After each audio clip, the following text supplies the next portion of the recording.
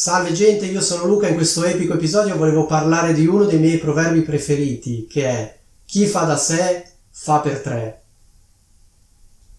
Forse questo proverbio lo conoscete già, forse non lo conoscete, in ogni caso è veramente semplice da spiegare. Fondamentalmente chi fa da sé fa per tre significa che se hai bisogno di qualcosa ti conviene fartela da solo oppure da sola. Non ti conviene chiedere ad altre persone perché verosimilmente il risultato sarà peggiore.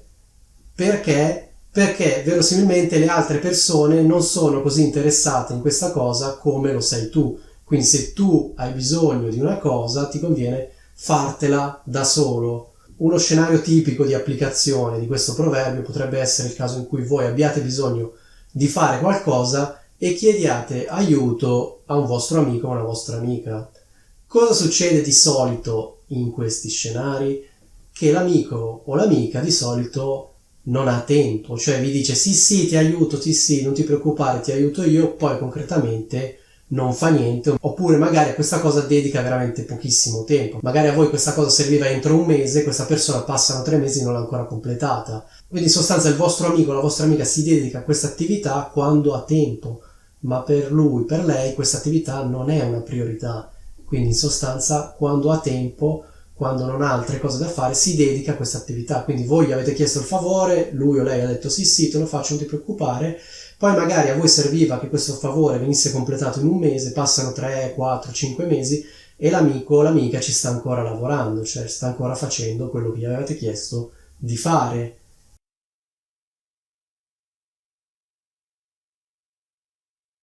Quindi in questo caso una persona commentando potrebbe dire: chi fa da sé fa per tre, cioè è normale che le altre persone sono meno interessate, quindi ci mettono più tempo, in sostanza ce ne vogliono 3 di persone per fare quello che tu puoi fare da solo.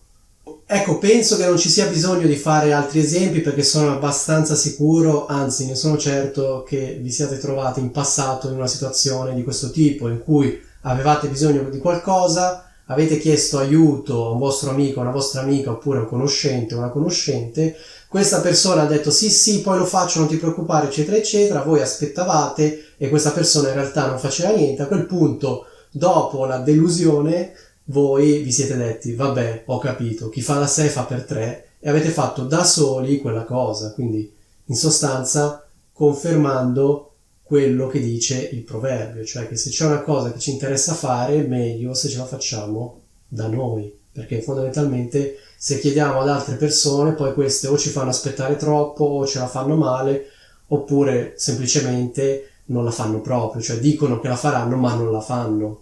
Quindi se volessimo parafrasare il proverbio potremmo dire qualcosa di questo tipo: una persona che si faccia da sé le cose di cui ha bisogno lavora come 3 persone, che significa che lavora molto più velocemente, con molta più energia.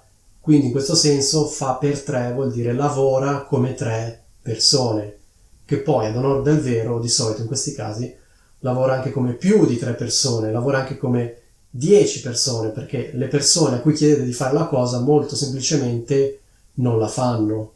Questo proverbio ovviamente riguarda i casi in cui voi chiedete a una persona un favore, non quando pagate una persona per fare qualcosa. Ovviamente se la persona la pagate, la persona è più propensa ad aiutarvi in modo rapido. Se invece chiedete un favore, la persona dice sì poi ti aiuto, poi quando ho tempo eccetera eccetera, poi il tempo magari non lo trova. Quindi chi fa da sé fa per tre si riferisce a scenari in cui non ci sono soldi di mezzo, cioè in cui voi non pagate la persona per fare qualcosa. Spero che sia tutto chiaro, vi auguro veramente di fare sempre da voi, perché veramente quando chiedete qualcosa a qualcuno poi veramente dovete aspettare un'eternità. Comunque lo sapete meglio di me. Detto ciò, vi saluto.